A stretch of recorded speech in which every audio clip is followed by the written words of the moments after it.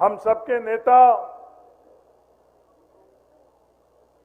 Akhil Bharatiya Congress committee के पूर्व अध्यक्ष आदरणीय राहुल गांधी जी से निवेदन करूंगा कि लाखों की संख्या के अंदर पंजाब में ये डिजिटल रैली के माध्यम से जुड़े हुए लोगों को आप संबोधित करो।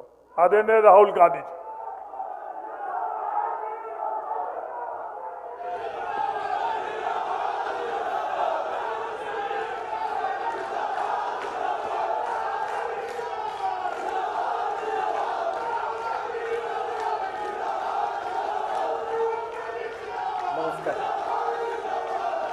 केसी वेणुगोपाल जी, हरीश चौधरी जी, चीफ मिनिस्टर चरणजीत सिंह चन्नी जी, नवजोत सिंह सिद्धू जी, स्टेज पे कांग्रेस पार्टी के वरिष्ठ नेता, हमारे प्यारे कार्यकर्ता, भाइयों और बहनों, आप सबका इस डिजिटल रैली में मैं आज स्वागत करता हूं। आज सुबह मौसम खराब हुआ और हवाई जहाज 2-3 घंटे लेट लैंड किया, इसलिए आपको यहां कष्ट हुआ, आपको सर्दी में यहां 2 घंटे ज्यादा बैठना पड़ा। इसके लिए मैं आपसे सबसे माफी मांगता हूं। हमारे सामने पंजाब का चुनाव है।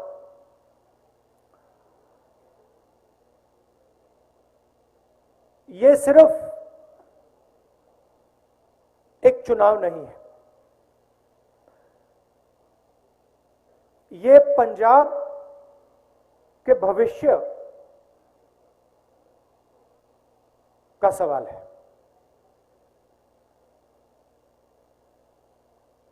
पंजाब किस डायरेक्शन में, किस रास्ते आगे बढ़ेगा, यह सवाल है। और हमारे लिए, कांग्रेस के लिए,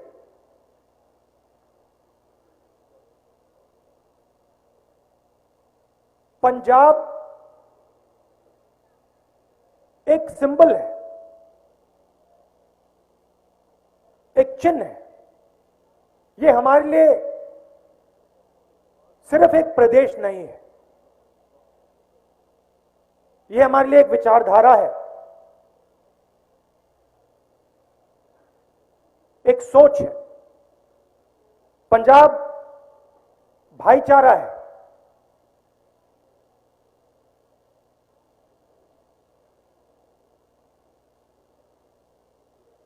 तो ये हमारे लिए, हमारी आइडियोलॉजी के लिए एक बहुत जरूरी चिन्ह है। और मैं जानता हूं सालों से, जैसे आज गाड़ी में किसी ने कहा, कहीं भी देखो, ऊपर नीचे पंजाब के अंदर आपको कांग्रेस पार्टी और कांग्रेस पार्टी की विचारधारा दिखाई देगी, दिल में है आपके। और आपने, सबने देश को इतना दिया है,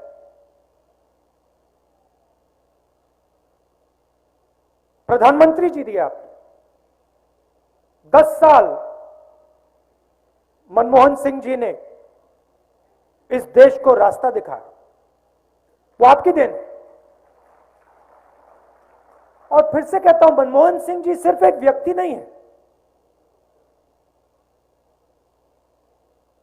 एक सोच है, काम करने का एक तरीका है, उसको आप पंजाबियत कहते हो। हर धर्म का आदर, सबका आदर, बुजुर्गों का आदर, महिलाओं का आदर। यह आपकी सोच है, यह हमारी सोच है।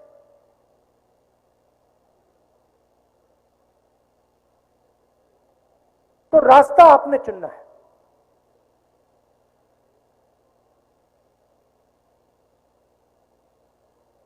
गाड़ी में बात हुई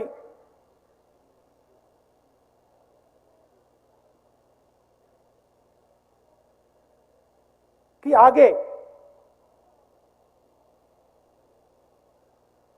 पंजाब को कौन लीड करेगा।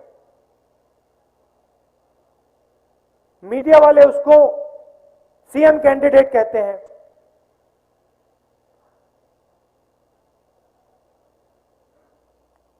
दोनों चन्नी जी ने और सिद्धू जी ने गाड़ी में मुझे कहा कि देखिए, पंजाब में सबसे बड़ा सवाल कांग्रेस पार्टी को पंजाब में कौन लीड करेगा।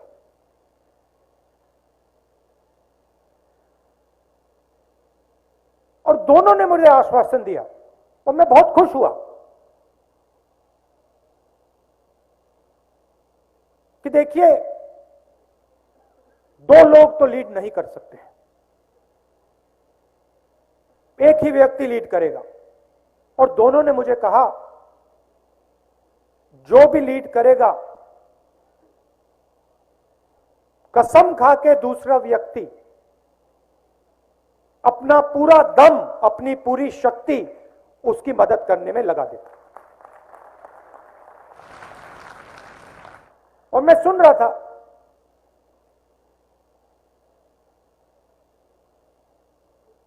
काफी खुश हुआ। और मैंने सोचा कि हां,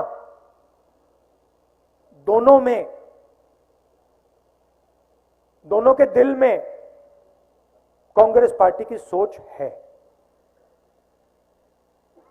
ये सिर्फ एक राजनीतिक पार्टी नहीं है। देश में बहुत सारी राजनीतिक पार्टियां हैं, ये सिर्फ एक राजनीतिक पार्टी नहीं है। ये एक विचारधारा है। ये वो विचारधारा है जिसने अंग्रेजों को हराकर इस देश को बनाया है, वो ये विचारधारा है। और इस विचारधारा में हम सब एक हैं। जैसे कहा जाता है कि पंजाब 5 नदियों का स्टेट है, मगर अगर आप उसको गहराई से देखें तो वो 5 नदियां एक नदी से आती हैं और फिर वो 5 नदियां समुद्र में मिल जाती हैं। और आज मैं सोच रहा था, भाषण के बारे में सोच रहा था, और मैंने नोटिस किया कि पंजाब शब्द के अंदर हमारा जो चिन्ह है पंजा, वो भी है।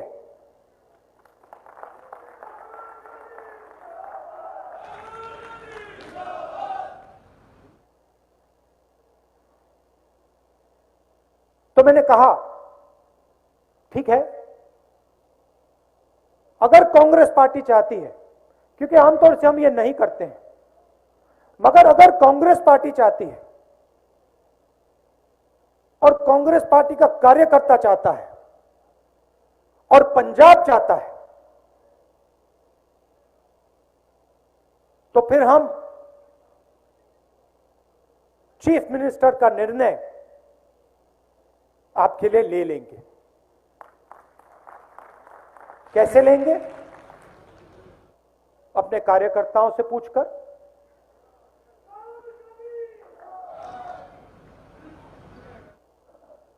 अपने कार्यकर्ताओं से पूछकर, और जो सही व्यक्ति होगा वो पंजाब को आगे ले जाएगा और दूसरा व्यक्ति और दूसरे सब लोग मिलकर एक टीम जैसे लड़ाई लड़ेंगे।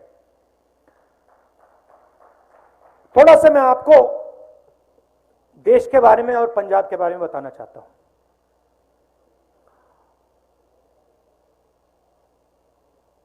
चाहे वो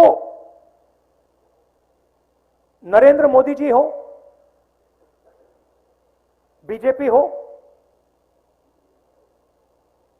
चाहे वो बाकी पार्टियां हो, और उसमें मैं आम आदमी पार्टी को भी शामिल करता हूं, ये सब पार्टियां पावर को कंसंट्रेट करती हैं, पावर को चीफ मिनिस्टर के हाथ करती हैं, प्रधानमंत्री के हाथ करते हैं।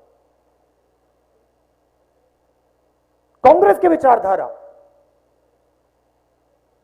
शक्ति जनता की है, पावर को हम जनता के हवाले करना चाहते हैं। अब ये जो पावर को सेंट्रलाइज किया जा रहा है, जो नेशनल लेवल पे नरेंद्र मोदी करते हैं और आमतौर से चीफ मिनिस्टर्स करते हैं, इससे देश का क्या नुकसान हो रहा है, प्रदेश का क्या नुकसान होता है, मैं बताता हूं। रोजगार का सिस्टम आप देखिए, किसी भी प्रदेश में जाइए, रोजगार स्मॉल और मीडियम बिजनेस वाले देते हैं। जो देश के सबसे बड़े उद्योगपति होते हैं, वो इतना रोजगार नहीं देते जितना छोटे दुकानदार, स्मॉल एंड मीडियम बिजनेस चलाने वाले लोग देते हैं। नेशनल लेवल पे आप देखिए, डिमोनेटाइजेशन, नोटबंदी, किसको नुकसान हुआ? छोटे बिजनेस वालों को, दुकानदारों को, स्मॉल मीडियम वालों को। फायदा किसको हुआ? देश के सबसे बड़े 2-3 अरबपतियों को। उसके बाद जीएसटी लागू की, किसको फायदा हुआ? उन्हीं 2-3 अरबपतियों को। किसको नुकसान हुआ? छोटे दुकानदारों को, स्मॉल मीडियम बिजनेस वालों को। किसान बिल मोदी जी लाए, 3 बिल। पंजाब के किसान ने पूरा दम लगाकर हिंदुस्तान की सरकार के सामने खड़े होकर, और मैं आपको बधाई देता हूं, हम भी आपके साथ खड़े थे, मगर आपने उन बिल को खारिज कराया। मगर बिल का लक्ष्य क्या था? बिल का लक्ष्य था कि जो किसानों का है, जो मजदूरों का है, जो छोटे दुकानदारों का है, वो उनके हाथ से छीनकर हिंदुस्तान के सबसे अमीर 5-6 अरबपतियों को दिया जाए, यह लक्ष्य था। डिमोनेटाइजेशन, जीएसटी, किसान बिल, इसके बाद देश रोजगार पैदा नहीं कर पाएगा, और वो आपको दिख रहा है। देश में आज सबसे ज्यादा बेरोजगारी है। यहां पे आपको पेट्रोल और डीजल के दाम में थोड़ी मदद की गई, मगर बाकी देश में यह नहीं होता। यहां पे हमारी सरकार ने बिजली में ऐतिहासिक काम किया, आपकी मदद की, बाकी स्टेटों में नहीं होता। ये हमने क्यों किया? क्योंकि हम समझते हैं कि सबसे ज्यादा दर्द, सबसे ज्यादा दुख, सबसे ज्यादा बोझ आज गरीब उठा रहा है। उसमें सब धर्म के लोग हैं, अलग अलग जात के लोग हैं, मगर जो गरीब है आज हिंदुस्तान में,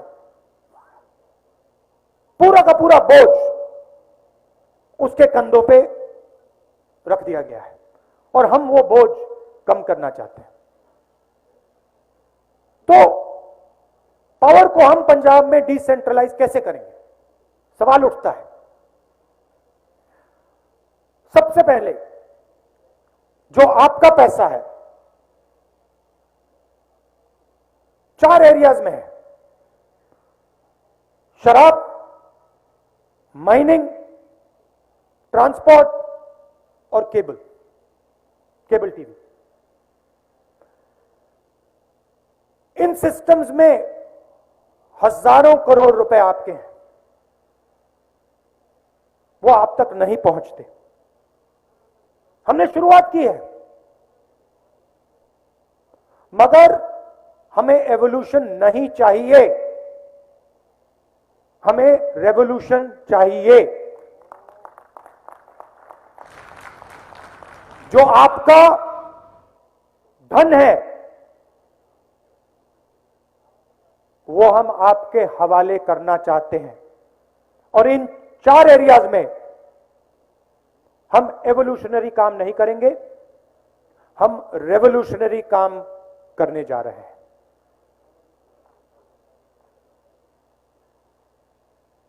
मैंने रोजगार की बात की। पंजाब में आपके पास 23 क्लस्टर्स हैं, अलग अलग बिजनेस के clusters, small and medium industry के क्लस्टर्स। मोहाली में आईटी और शिक्षा का हब, अमृतसर में टूरिज्म, मेडिकल टूरिज्म, पूरी दुनिया से लोग अमृतसर आते हैं, गोल्डन टेम्पल में दर्शन करने आते हैं, जालियांवाला बाग देखने आते हैं। लुधियाना में इलेक्ट्रिक व्हीकल्स का हब, जलंधर में स्पोर्ट्स गुड्स का हब, बठिंडा में फार्म इक्विपमेंट का हब, पटियाला में फुलकारी और पूरे पंजाब में एग्रीकल्चर। हमारी सरकार ये जो पैसा अल्कोहल, माइनिंग, ट्रांसपोर्ट और केबल से आएगा, उस पैसा का प्रयोग इन हब्स को world class centres of excellence में बदलने का इस्तेमाल होगा।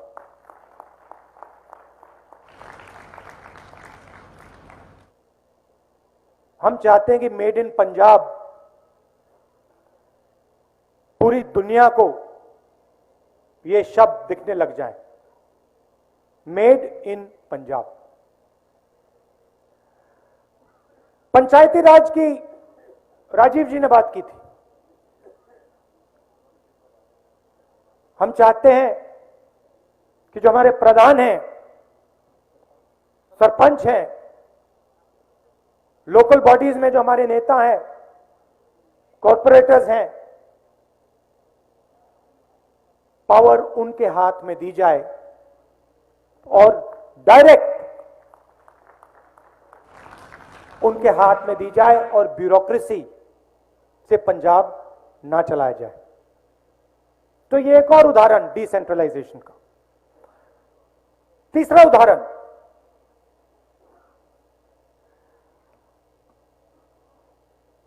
सरकार आपके द्वार 160 सर्विसेज जो सब लोग चाहते हैं, certificates, clearances, permissions, local taxes, जो भी आपका सरकार से इंटरफेस होता है, ये सब चीजें 160 चीजें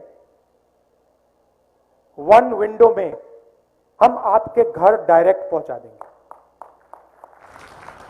तो आज आपको जो सरकार से बातचीत करनी पड़ती है, जो डिस्कशन करना पड़ता है, वो बंद हो जाए और डायरेक्टली आप अपने घर से जो सर्टिफिकेट्स आपको चाहिए, जो नक्शों की आपको जरूरत है, जो क्लियरेंसेस आपको चाहिए, जो परमिशंस आपको चाहिए, वो आप डायरेक्टली अपने घर में इंटरनेट के थ्रू आप वो कर लें। ये सब किया जा सकता है। और जैसे मैंने कहा, हम एवोल्यूशन नहीं चाहते, हम रेवोल्यूशन चाहते हैं। मगर पंजाब में सबसे जरूरी चीज शांति, भाईचारा। जो आपका इतिहास है, आपकी हिस्ट्री है, कांग्रेस पार्टी सिर्फ एक पार्टी है जो सबकी पार्टी है। आप सब हमारे हो। और हमारा एक्सपीरियंस है, हवा में बात नहीं कर रहे हम, हमारा एक्सपीरियंस है। हजारों कांग्रेस वर्कर्स ने अपना खून दिया है। और मैं आपको एक बात कहना चाहता हूं, चाहे कुछ भी हो जाए, कांग्रेस पार्टी पंजाब में शांति को नहीं टूटने देगी। हम मर जाएंगे मगर नहीं टूटने देंगे। और हम ये काम करना जानते हैं, ये हमने किया है, क्योंकि हम लोगों को जोड़ना जानते हैं, सबको एक साथ लेकर आगे ले जाना जानते हैं। ये मैं आपको मैसेज देना चाहता था। पुराना रिश्ता है, प्यार का रिश्ता है। आपसे मैं बहुत सीखा हूं, मनमोहन सिंह जी से मैं बहुत सीखा हूं और सीखूंगा। दिल से मैं आपका धन्यवाद करना चाहता हूं। और जल्दी से जल्दी जो आपकी मांग है, चीफ मिनिस्टर को डिक्लेयर करने की मांग, उसको हम जल्दी से जल्दी पूरा का पूरा करेंगे। आखिरी बात मैंने कहा, गाड़ी में कही, मैंने चन्नी जी से, सिद्धू जी से कही कि हमें गहराई से सोचकर महिलाओं के लिए एक डेडिकेटेड मैनिफेस्टो बनाना चाहिए। 2-3 वायदे, 15-20 वायदे नहीं, 2-3 वायदे, जिससे हमारी जो माताएं हैं और बहनें हैं, उनकी जिंदगी बदल जाए। ये मैंने उनसे कहा कि ये मैनिफेस्टो में लिख दें, क्योंकि जो हमारी महिलाएं हैं, पंजाब की वो रीढ़ की हड्डी हैं। और आमतौर से जो उनको मिलना चाहिए, जो उनको सपोर्ट मिलना चाहिए, वो नहीं मिलता है। इसीलिए 2-3 वायदे गहराई से सोचकर, ऐतिहासिक रेवोल्यूशनरी वायदे कांग्रेस पार्टी को महिलाओं को करने चाहिए। आप सबका दिल से बहुत बहुत धन्यवाद। चन्नी जी, सिद्धू जी, जो हमारे आशु जी, जो स्टेज पे बाकी हमारे सीनियर नेता हैं, हमारे कार्यकर्ता, आप सबका दिल से बहुत बहुत धन्यवाद। नमस्कार, जय हिंद।